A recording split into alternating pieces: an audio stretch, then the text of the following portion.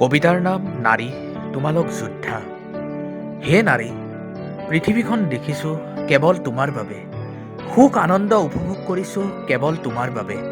তুমি মাতৃ, তুমি সৃষ্টি, তুমি শক্তি। তুমি জীৱন দিছা মোক মাতৃ হিচাপে।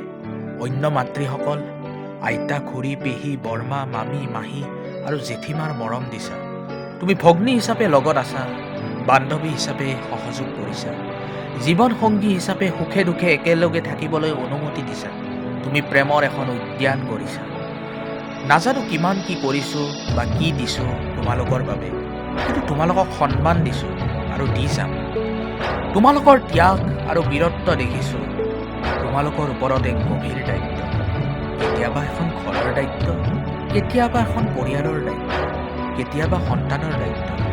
নাৰী হিচাপে বুজিছা তোমালোকে, আমি নুবুজিম তোমালোকৰ কষ্ট। বুৰঞ্জীত দেখিছোঁ বা এতিয়াও দেখি আছোঁ তোমালোকৰ জীৱনৰ সংঘৰ্ষ। কেতিয়াবা তুমি যন্ত্ৰণাত থাকিলে বৰ কষ্ট পাওঁ। যিমান পাৰোঁ সহায় কৰিবলৈ চেষ্টাহে কৰিম। বাকী জীৱনৰ খেলখন তোমাৰ। তুমি পৰাস্ত নোহোৱা মই জানো, শক্তিশালী হোৱা আৰু তোমাক অন্যায় কৰা দানৱসকলক পৰাস্ত কৰা। আমি লগত আছোঁ। তোমালোকে আমাৰ প্ৰাণ, তোমালোকে আমাৰ জীৱন। জীৱনটো ৰঙীন কৰিবলৈ তোমাৰ বৰ প্ৰয়োজন।